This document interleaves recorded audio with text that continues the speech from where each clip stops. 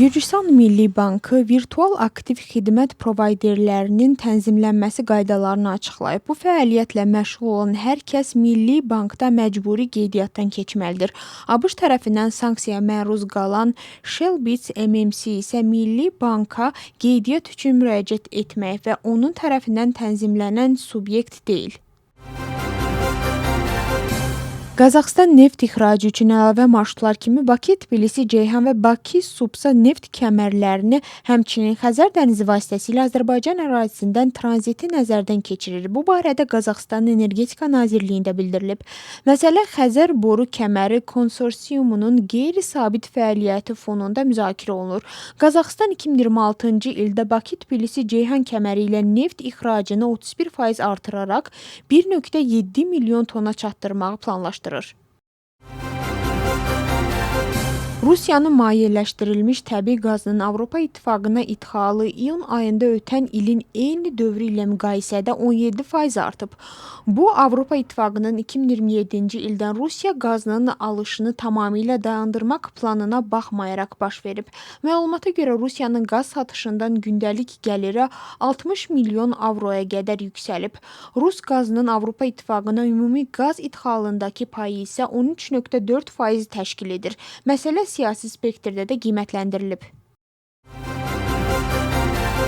Dövlətə xəyanət və sabotaj işi üzrə Baş Prokurorluqda dindirmələr davam edir. Bugün Qobalik Likadze, Giyanişniyanidze və Malxas Topuriya dindirilib. İş Milli Hərəkat üzvü Georgi Baramidzenin Abxaziya müharibəsi zamanı Gürcü hərbçilərinin əsirləri güllələdiyi barədə açıqlaması ilə bağlıdır. Baramidze sonradan açıqlamasına izahat versə də dediklərini tam təkzib etməyib. İstintaq davam edir.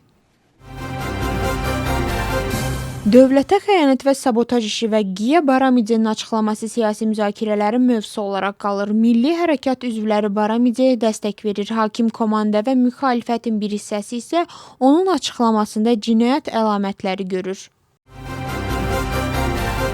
2008-ci il müharibəsi və mədəniyyət nümayəndələrinin Rusiya münasibətindəki ikili standartlarla bağlı İraqli Qirtsxaliya açıqlama verib. Onun sözlərinə görə bəzi mədəniyyət nümayəndələri 2008-ci il müharibəsindən sonra da Rusiyaya fəaliyyət göstəriblər. Lakin Ukraynada müharibə başlayandan sonra onların anti-Rusiya mövqeyi güclənib. İraqli Qirtsxaliya bu fikrini Suxuşvili, Nikoloz Racveli və Bada Burçuladzenin Rusiyada fəaliyyət göstərməsi ilə əsaslandırıb. Məsələ siyasi spektrdə də qiymətləndirilib. Prezident Mixail Qavelaşvili Latviyada Gürcüstanın yeni səfiri Ana Abuladze ilə görüşüb. Görüşdə Gürcüstan-Latviya münasibətləri və əməkdaşlığın inkişafı müzakirə olunub. Prezident səfirə uğurlar arzulayıb. Baş nazir İraqli Qobaxidze Latviyada Gürcüstanın yeni səfiri Ana Abuladze ilə görüşüb və onu vəzifəyə təyin olunması münasibəti ilə təbrik edib. Abuladzenin uzun illər diplomatik təcrübəsi var və 2024-cü ildən Almaniyada Gürcüstanın fövqəladə və səlahiyyətli elçisi vəzifəsində çalışıb.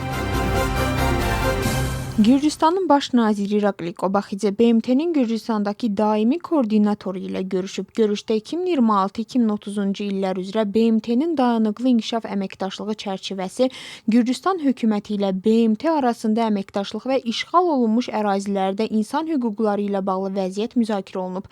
Tərəflər münaqişədən zərər çəkmiş əhalinin hüquqlarının qorunmasında BMT-nin rolunu da vurğulayıblar.